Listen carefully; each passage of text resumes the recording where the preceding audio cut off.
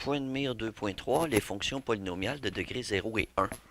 2.3.1, le taux de variation. Donc, en résumé, TV. On va parler de taux de variation. Donc, le taux de variation, peut-être que vous avez déjà vu un panneau comme ceci, jaune, avec un camion. Et sous le camion, on voit par exemple l'inscription 12%. Le 12%, c'est l'inclinaison, donc la pente que devra descendre le camion. En haut de certaines de ces pentes-là, on demande au camion d'arrêter pour vérifier ses freins parce que c'est une pente assez euh, inclinée. Alors ici, qu'est-ce que ça signifie ce 12%-là? Eh bien, c'est tout simplement ici le 12 mètres de hauteur sur 100 mètres, 100 mètres de longueur. Ça peut paraître peu, mais quand on est en camion avec un voyage la pitoune étant un gros billot de bois transporté, par exemple, quand on regarde sur la côte nord, juste avant d'arriver, en fait, je ne sais pas si c'est à Charlevoix ou sur la côte nord, mais juste avant d'arriver au village dont j'oublie toujours le nom, qui est... ah, mon Dieu Seigneur. Le village de Baie-Saint-Paul. Merci, excusez. Baie-Saint-Paul. Il y a une pente de 12%, mais très très longue. Et il y a deux bacs à gravier pour que si jamais un de ces camions-là manque de frein, ben, qu'il s'en aille dans le bac à gravier pour éviter de faire des trop gros dégâts. Alors, 12%, ben, ça sera la même chose. Nous, on calcule ça de la même façon. Imaginons qu'on est dans un graphique et que j'ai deux points. Par exemple, le point 2, 3. Et ici, le point, disons, tiens, on va prendre un point 7, 8. Alors, un petit style pour commencer. Alors, moi, si je veux savoir la pente entre ces deux points-là, ce que je vais me demander, c'est, dans le fond, quelle hauteur? Ici, la variation de la hauteur et la variation de la distance. Autrement dit, pour me rendre ici, pour me rendre à ce point-là ici. Donc, ce point-là qui, vous le remarquerez, sera à l'intersection. Regardez bien. On va se prendre un petit crayon orange pour faire cute cute. Alors, ici, on est passé du point, donc l'abscisse du point 2 et l'abscisse ici au point 7. Tandis que l'ordonnée, elle, on est passé du point 3 au point 8. Donc 3 à 8. Alors on se demandera, ici, qu'est-ce qu'elle a fait, mon abscisse? Elle a augmenté de 5. Donc 7 moins 2, elle a augmenté de 5. Pendant ce temps-là, mon ordonnée, elle, a augmenté de combien? Ben, de 3 à 8, de 5. Alors, le taux de variation ou la pente de cette droite-là, c'est un peu comme la pente ici, donc le taux de variation, ben, on dira que le taux de variation est de 5, comme le 12% de tantôt, 5 sur 5, donc 1. Quand on réduit, on se rend compte, dans le fond, qu'on peut simplifier ces choses-là. En fait, au lieu de dire, là, je vais augmenter de 5, on aurait pu dire, j'augmente de 1, 1. J'augmente de 1, 1, 1, 1, 1, 1, 1, 1.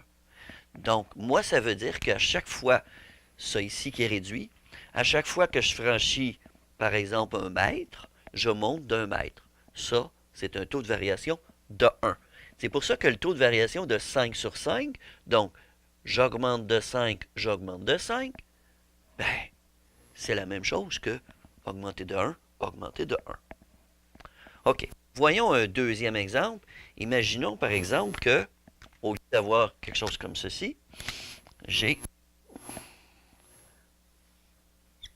quelque chose comme ceci. OK. On va partir avec un point de... OK. 2, 12. Et ici, imaginons que j'ai le point 4 et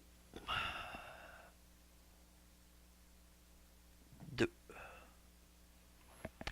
Alors moi, j'aimerais ça savoir la pente de ceci. Alors, n'oublions pas que nous sommes ici sur l'axe des X. Donc, l'axe des X, on a les abscisses, abscisses. Et ici, on est sur l'axe des Y.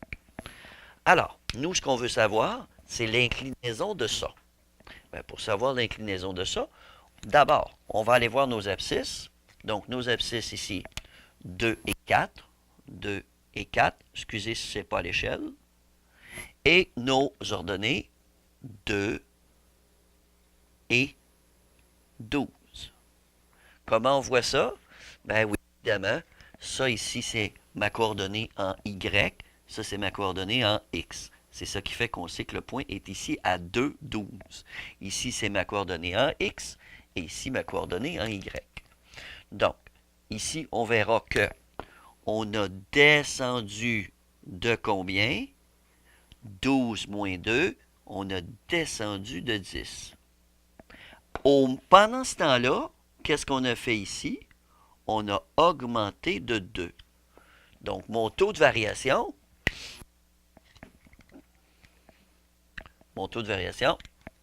est de moins 10 sur 2. Moins 10 sur 2, c'est-à-dire moins 5. Ça veut dire qu'à chaque fois, ici, que je franchissais 5 mètres comme ça, j'en franchissais 1. Fait que j'aurais pu aller ici, là, me faire deux petits triangles. 5, 1, 5, 1. OK? C'est la même chose. 10 pour 2, c'est la même chose que 5 pour 1. Mais on n'aura pas toujours un graphique comme ça. Fait qu'on va essayer de se trouver une façon un petit peu plus mathématique. Imaginons, donc, exemple 3. Imaginons que je vais quand même prendre un graphique, mais on va le traiter un petit peu différemment. Et là, je vais me prendre des nombres complètement au hasard. Par exemple, 20, 75. Et ici, 8. 8, bon, pas tout à fait au hasard, j'aime pas ça trop au hasard. Donc 8, 15. Et je veux savoir ceci, l'inclinaison de ceci. Donc, quand on va partir avec un graphique quelconque, alors la première chose, c'est comme dans les fonctions, dans les propriétés des fonctions, vous vous rappelez, dans le domaine, on partait toujours de la gauche vers la droite, de la gauche vers la droite. Donc ici, vous voyez, le taux de variation est positif parce que je monte. Le taux de variation est négatif ici parce que je descends. Donc ici, je m'attends à ce que mon taux de variation soit positif. Là, je vais aller identifier mes points. Donc, le point le plus à gauche, je vais l'identifier, même si, vous allez le voir avec l'expérience, peu importe la façon que je vais l'identifier, ça donnera toujours le même taux de variation. Mais, je vais l'identifier de gauche à droite. Donc ici, je vais appeler ce point-là X1, Y1. Et ce point-là, X2, Y2. Donc moi, là, ce que je veux, là, c'est faire ça avec une petite formule mathématique, celle qui est présentée dans le point de mire. Ce taux de variation-là, dans le fond, qu'est-ce qu'on a fait tantôt?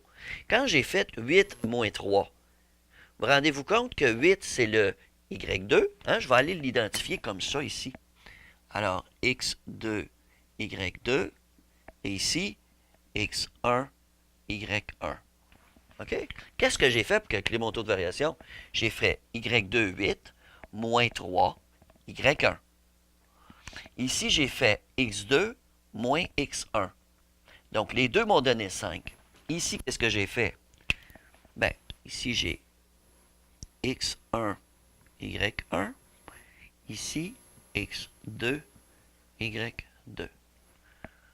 Alors, je vais faire 2 moins 12, ça me fait moins 10. Ici, 4 moins 2, ça me fait 2. Moins 10 sur 2, ça me donnait moins 5. Commence à voir ça arriver, hein? Donc, le taux de variation, et là, je vais... Ouf, hein? Oh, comment on calcule ça? Delta Y sur delta X. Alors, qu'est-ce que ça veut dire, le delta? Le delta, ça veut dire, donc, ceci, c'est delta, qui veut dire la variation de. La variation de quoi? Ben, dans ce cas-là, variation de Y sur la variation de X. Alors, pour calculer ma variation de Y, je vais faire ce que j'ai dit ici, c'est-à-dire Y2 moins Y1 sur X2 moins X1. La variation, ça veut dire, je vais prendre la deuxième valeur moins la première sur la deuxième valeur moins la première. Alors, je remplace. Donc, 75 Y2 moins 15 sur 20 moins 8. 20 moins 8. 75 moins 15, 60 sur 12. Et ça, c'est égal à 5. Donc, mon taux de variation ici est de 5. Ne pas oublier qu'ici, on a toujours X et ici, toujours Y. Qu'est-ce qu'on a fait? On a simplement regardé de combien à combien on a augmenté ou diminué, ou dans ce cas ici, c'est augmenté. Je vais juste enlever ça ici. OK? Donc, ici, j'avais comme abscisse 8, comme abscisse 20. Ici, comme ordonnée 15. Et ici, comme ordonnée 75. Qu'est-ce que j'ai fait? Je me suis dit, j'ai augmenté de combien, moi, ici? J'ai augmenté de 12. Pendant ce temps-là, j'ai augmenté de combien? De 60. Et j'ai fait 60 divisé par 12, 5. Voilà mon taux de variation. Bon, ça veut dire que si j'arrive, comme dans le cahier, vous avez au numéro 1 de la page 70, on vous donne deux sommets. Donc, tiens, prenons l'exemple B, moins 2, moins 4 et 2 et 4. Donc, page 70, numéro 1B. On a moins 2, moins 4 et 2, 4. 2, 4. Alors, pas besoin de faire 56 simagrées puis faire des graphiques. Alors, on va appeler celui-là X1, Y1. Celui-là, X2, Y2. Alors, mon taux de variation, et j'exige que vous m'écriviez votre formule, c'est delta Y, donc la variation des Y sur la variation des X, c'est-à-dire Y2 moins Y1 sur X2 moins X1. Bon, ben Y2, 4.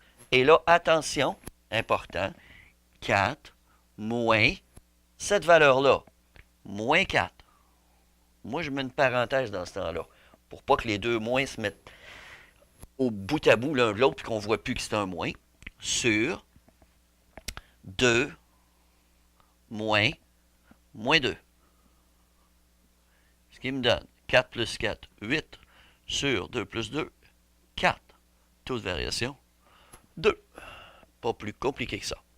Il faut surtout se rappeler qu'est-ce que ça veut dire. Un taux de variation, c'est, dans le fond, là, pensez-y comme il faut. C'est super simple, parce que moi, là, imaginons que je veux incliner mon bras, ben, je pourrais soulever. Et comment serait l'inclinaison? Ben, l'inclinaison serait simplement cette hauteur-là sur cette longueur-là. Donc, ça sera toujours la hauteur sur la longueur. Donc, la hauteur sur la longueur, la hauteur sur la longueur, la hauteur sur la longueur. Quand ça descend, ce sera négatif, parce que ça descend. Et quand ça monte, ce sera toujours positif. Alors, bon travail. Merci.